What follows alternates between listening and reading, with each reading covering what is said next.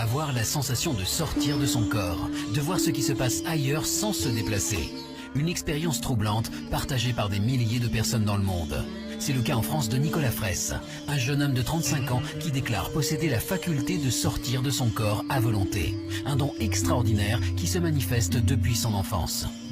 À l'époque, j'étais sur les bancs de l'école et lorsque je m'ennuyais, ce qui arrivait très fréquemment quand il y avait un cours de mathématiques ou un cours de français, instantanément, je me retrouvais dans un endroit qui me plaisait, chez mes parents, chez ma grand-mère.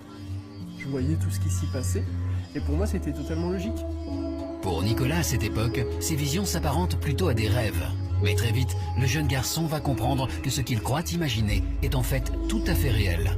J'étais au collège, par exemple. Je voyais ce qui se passait chez mes parents et je pouvais vérifier en rentrant que la chose était réelle. Ma mère avait préparé un gâteau particulier qu'elle n'avait jamais fait auparavant. Mon père avait fait des travaux dans le jardin dont il n'avait pas forcément parlé auparavant, donc c'est des choses que je pouvais voir. Ces preuves étonnantes ont tout d'abord perturbé Nicolas. Mais au fil des années, le jeune homme a fini par assumer cette extraordinaire capacité de vision à distance.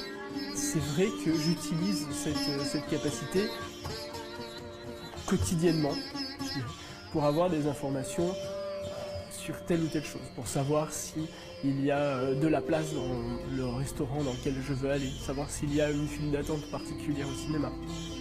Depuis une dizaine d'années, le pouvoir de Nicolas interpelle quelques chercheurs. En Suisse, son cas est étudié par un psychothérapeute et une spécialiste en biologie moléculaire. Et ce sont les facultés sans pareil du jeune homme qui fascinent les scientifiques. Lui, il vit un phénomène qui est objectivable, c'est-à-dire qu'on peut faire des vérifications objectives sur ce qu'il vit, en comparaison d'autres états qui sont complètement indistinguables de rêves, d'hallucinations ou encore de fantasmes. Nicolas Fraisse apporterait-il la preuve indiscutable que notre conscience pourrait évoluer et survivre en dehors de notre corps? On a prouvé qu'on n'était pas en face d'une simple hallucination. On a prouvé que Nicolas était capable d'avoir des informations sur des lieux physiques, sur des lieux dans lesquels il ne se trouvait pas physiquement plutôt, sans passer par ses sens physiques, mais on ne peut pas dire que formellement on a prouvé que sa conscience se délocalisait. Pas de preuves scientifiques, mais une enquête qui avance.